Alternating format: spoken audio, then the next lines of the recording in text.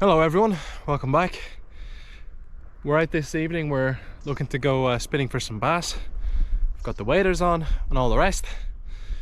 We're gonna go try down a few little rock marks, a few other places, and try see where we can get along to.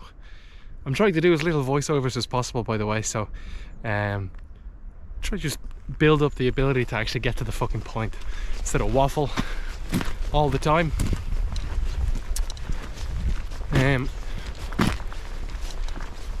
Fairly a little bit chilly out. It has been chilly the last few days. Today's the only day where we've had a little bit of sun, and I'm very grateful for it because the heating died. I spent all my money on grip weights and I lost them all in the previous video, which I'm still editing at home, which you'll see, I'm sure, coming soon. But today that's why we're broken. We're back onto the bass and trying to fish them out with lures. We have the tide coming in soonish enough. I think it's in the next 2 hours it should be high tide, so we'll see what we can pick up and see what we can get around with. Feeling optimistic, and chat to you all when I get there down to the spot. See you then. Hello all, now down close to my mark. We're fishing around this area here, kind of out to there and even into this whitewash. I'll probably come around that way and move in there. Now, because this channel is mainly for beginners, but you know, I'm not going to be yapping too much this video. I'll just show you guys where to find and where to look for bass and why they're there, so you can kind of apply the concept and apply it everywhere. You know, teach a man to fish, la la la. This is kind of what I'm doing. I'm literally teaching a man to fish, or woman, God knows. Look for the white water. So you see the way all this water here is all white, and you can see a lot of the spray and everything else. And over there you have less of that, much less of that, especially if you look at the end of the rod tip, all the way over there, you kind of have more still water. The reason why you want to look for white water is because white water is basically normally happens when water interacts with structure, creates this thing, all this foam and all this spray. And what that does is, that then confuses the smaller bait fish. They get a bit disorientated, they don't know exactly where they're going, and it's basically a free meal for bass. Bass like to sit around these places, and I know this is literally right in front of me. If you remember, I'm basically on the shore here, but this is almost right in front of me. But it was in a similar situation here that I caught my PB bass. He was 60 centimeters long, or maybe 62, it doesn't matter, but a big old bass, and I caught him basically this sort of distance from the shore. So it's hard to put that in your mind that they're there, but they are there. So I'm gonna put you guys on the chest rig and then crack on and show you how all that works. Obviously I'll leave all my kit on land. I'm not making that mistake again, getting all my lures salty and horrible and washing them out for 2 days afterwards. See you guys in a second. All right, back to a more familiar angle. I haven't used the chest cam for a long time now.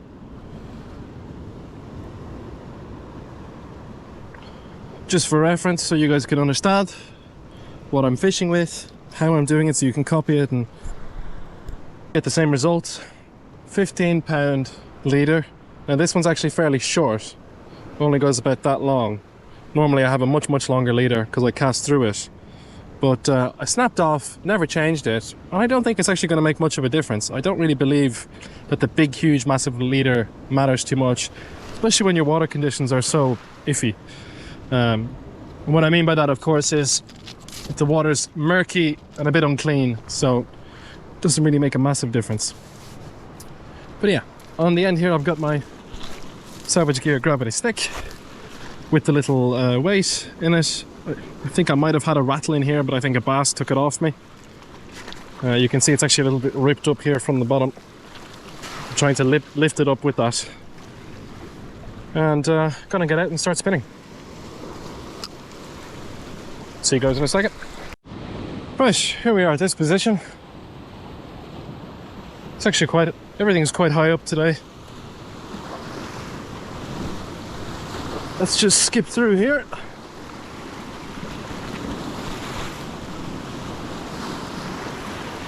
Now, I'll be honest with you guys, the only thing you don't want to do, especially a situation like this, you get white water either side of you. So you don't want to get trapped up on this thing. Which is why we're not going to get trapped.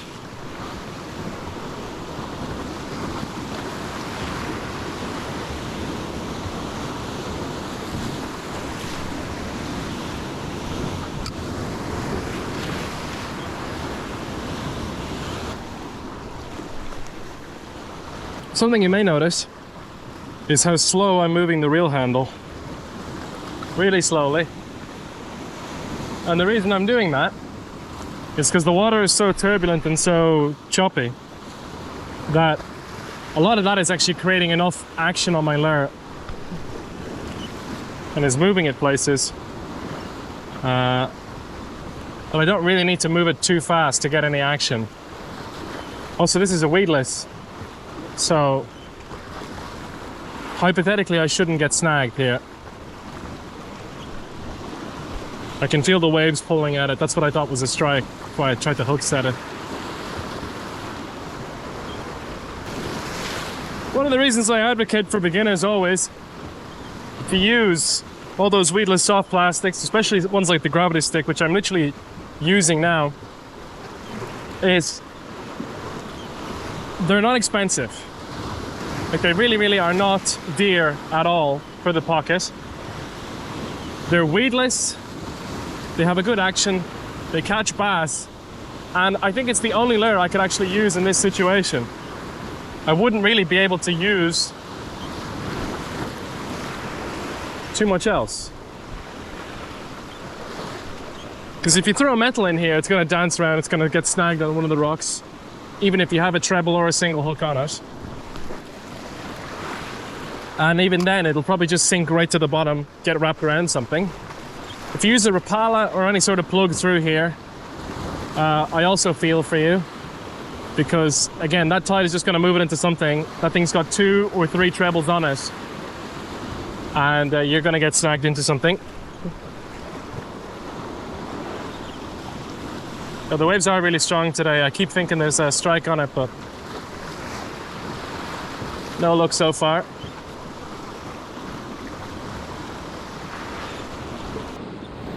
Just added a highlight there for myself to check later. Something you can do, especially in a situation like this, you always have to think kind of with your lure in the forefront of your mind, and how your lure is basically reacting to that water. This thing isn't so heavy. It's kind of belly weighted a little bit, very slightly. So he's going to dip down like that. So if I'm just reeling non-stop, all this wave and all this surf is going to ride him right back up to the top. Even though that's exactly how basically you're instructed to work soft plastics. Just work them nice and slow, nice and steady.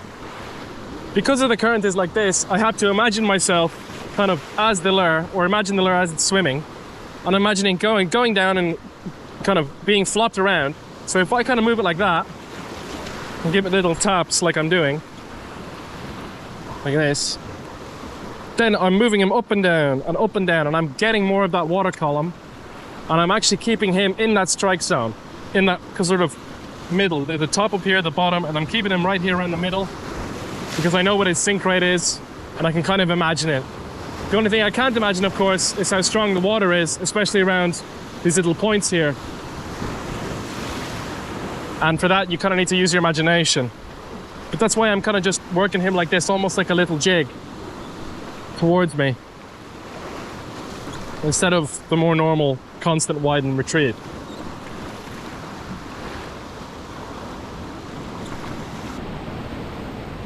All right. Well, I think I've tried what I can try really at this spot. Just nothing seems to be working right here on the rocks. What I'm gonna do actually is I'm just gonna walk it down and just keep continuing on and push all the way down to that end of the beach where those rocks are over on that side, and try something over there. Because you know, in the words of John Locker, always have a plan B. So that's what we're gonna do. We're gonna go plan B now. Try kind of spin it along the surf, cast beyond the waves, and try to see what I can do. By the way, if you like this little thing I have on me, it's keeping me warm and snug and still letting me breathe, this is the Mammoth Master Scruff, which is a piece of merch that I designed and I make and I sell on my shop, which is available in the beacons in the bio. Just a way to support the content. Just basically ensures that you see more of this content if you like it. You know how it is. Anyways, we're gonna continue on down that way and try out a few more spots. Try to see what we can get away with. hopefully we end up with a little bit of something today. See you guys on the way. Right, so now we're in the inevitable voiceover part of the video. You just saw me lob that little thing. Miles out. What is that? Look in the top left. That's a jig. That's what I'm using now. The reason I'm using that is because a spoon, like here on the right hand side of the screen, will get snagged up on the bottom. I want to target the bottom. Remember, when you're fishing water, you have basically 3 different water columns. You have the top water, the mid water, and the bottom or the low water. People have different names for this, but we'll just call it this, just for simplicity's sake, alright? The way you work these little jigs, and the reason why you use them, is because of the assist hooks and how it's set up. It's basically made not to snag, but basically present just like a metal. The reason why I'm flicking the rod up like that is I'm just creating that action. I'm letting it flutter down and kick back up and flutter down and kick back up and keeping it in a strike zone. So fish that are kind of along the bottom, kind of to the low mid water, can see that and can have a look.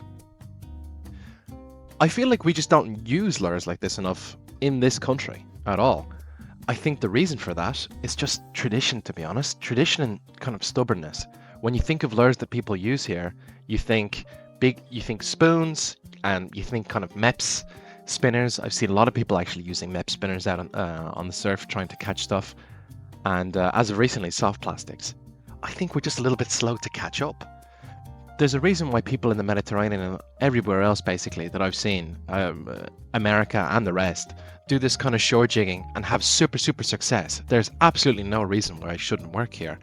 And if anything, here we have a sandy bottom most of the time.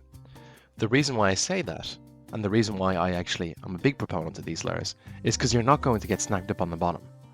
Snagging up on the bottom, A, you're polluting the environment, bad stuff, right? Because you're probably losing a bit of plastic line at the end. But also, you're losing gear. You're having to retie. It's basically a disaster for you. These jigs are cheap as chips. You can pick them up off Temu or whatever else you want. AliExpress, I pick all mine up off Temu. Cheap as chips. And you catch some decent slot fish on these fellas and not be too worried about losing them. I wrote about this in the Angler's Compendium, I think 2 weeks ago, and kind of explained what to look for when buying cheap lures. You can subscribe to that down below if you're interested. But I just think it's really about time that we copped onto these things. Very useful. And I hope as well that you can start utilizing them also. Right, so I've been at the jigging and the spinning and the all sorts for the past, 2.5 hours. Looks like it just isn't us today, I don't think. Sunset's going to be pretty soon. It turns very quickly here. Bit of light in the sky now, but trust me, in a matter of literally half an hour, it's going to be fully black. And as I said, I don't really take too kindly to nighttime bass spinning. I just don't believe in it. I know people say you can get the bass at the nighttime, and if you use the white lures and you use the whatever, UV, use your flash, what have you, okay? I just don't, I've never been successful with it. And if there's I'm probably the most tenacious fisherman on this application.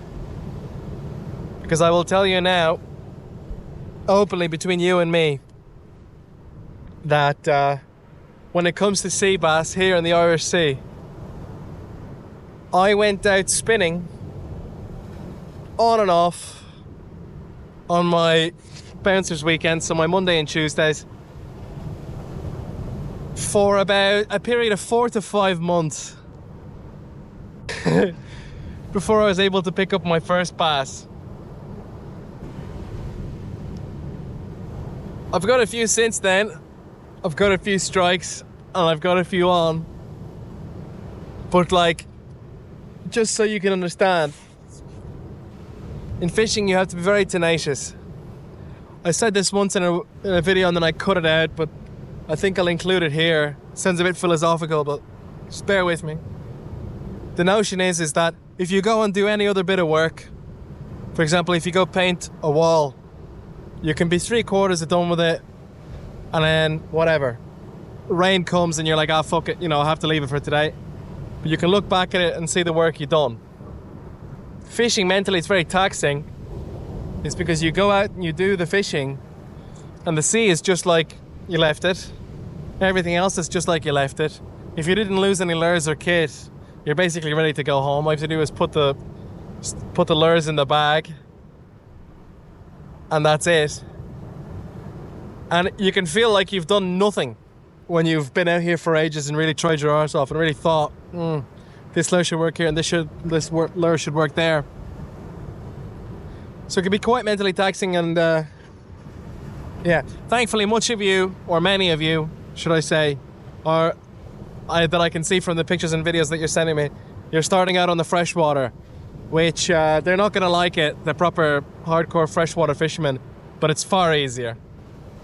If you tried to shore spin here on the east coast of Ireland, let's give it its exact time and place and source, you would have much less luck in total. But yeah, in a proper river or a proper lake, you're having a laugh. You will catch fish. That's, you know, shooting fish in a barrel by comparison. But when your barrel is, you know, 30 miles, or is it 30 or 60 miles? I think it might be 60. Between here and the UK, it's a fairly big barrel. And then the odds that they come here instead of all the way down there, or all the way down the other side, you know, your barrel gets bigger and bigger. And then you start questioning whether there's even fish about. Yeah, so I think that's that for today. I hope you've kind of enjoyed my little walkthrough process, had a little bit of a kind of an insight into what you should be doing, an insight into how you should be fishing it, a few little bits and pieces along the way, because I think about it all the time. This channel is a lot of tips and tricks, because if I was catching fish all the time every day, this channel would be, you know, how to gut and clean your 10-pound bass, okay? And it wouldn't just be tips and tricks every day. I'd be pulling out fish, I'd be having compilations. But unfortunately, like many of you, I live on the east coast of Ireland. My only opportunity to fish is neither here nor there, and it's always on a surf beach like this, many of the times. So you have to put up with the tips and tricks, so you'll know a few bits and pieces. So if you go somewhere where there is good fish jumping about all the time, let me know. If you get down to Florida with this sort of tips, you'll be flying. They pay a subscription per month to see these kind of tips. You're tuned in for free.